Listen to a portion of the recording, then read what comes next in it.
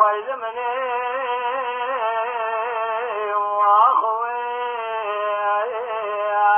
ويا قوم بالشيء يقولوا له بدل بالخير سبب وضع بشمس وديا سينان بسم الله مرة بني بانا خبر ضاي نزان سبوع تخومي يا خلوة تدريا يا خير آقري كل ذكر مالا جندر من سينان مفرزا بسم الله أشيرا بادك آقري دخيا لترى ديوانا بابي بجن شيخي كمار شيورو مشيور بوها وربنا قالوا الحمد لله يا خير ندی بابی بجن شیخ کبار چکی سینای خلانی حافظ رضا باسی گلاد آدم مسیح اوراق بابی بجن کتود سے گرگر بالکا نخیا لتری حکمت سینان بسم الله رب نظم دین و دایره بدایره یادگار یا خیر آخر كل في مالا قمادان بسم الله مفرزا خيلاني كتبوا قليل قوتر من أول حسك على حافي الرزا مربني مالا قمادان تبابي بدل شيخي كبار خراب جريا دربكي بدل سردان بدل أبابي بدل شيخي كبار دنيازي بابي بدل دامين ماكينا بري غدان الشوي حزوته مال دري حكم على حزوته ثاني درشي لشوكي خلق تقولوا بدل برخي هنقام الظالم وهو تجار مال أبابي بدل جيا مخليا يا خير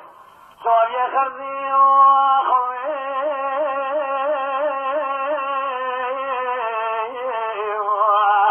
تقوم مجيد زاد بكم خلامهم مرة ونجاهم باز مدنه لو بابا بجل شيخي كبار مقدار شوي لو كجار دي سميع عمل وما شير حرامي ناكول يمكن تلقى الدنيا زفاري بجل نصوار افلك يواخل من يانم يخش من علمة يا خير هذا الشيء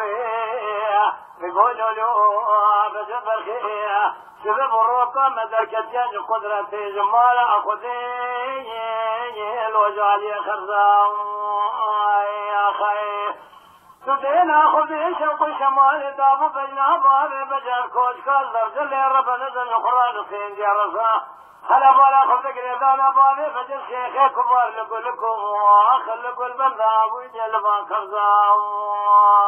يا خير خواجه خيره خواجه خديره خدان خير کی ممکن ہے کہ خیر بانیا کو تعافیہ بابے بجے قافی حکومت درکتی بچاوے شری غدیدا فنانی جار القاضي خورت بندے الخرزا وغير بدا بشر قايدي ويجي اوي ازو ترزا يا خير صوي خرزي واخوي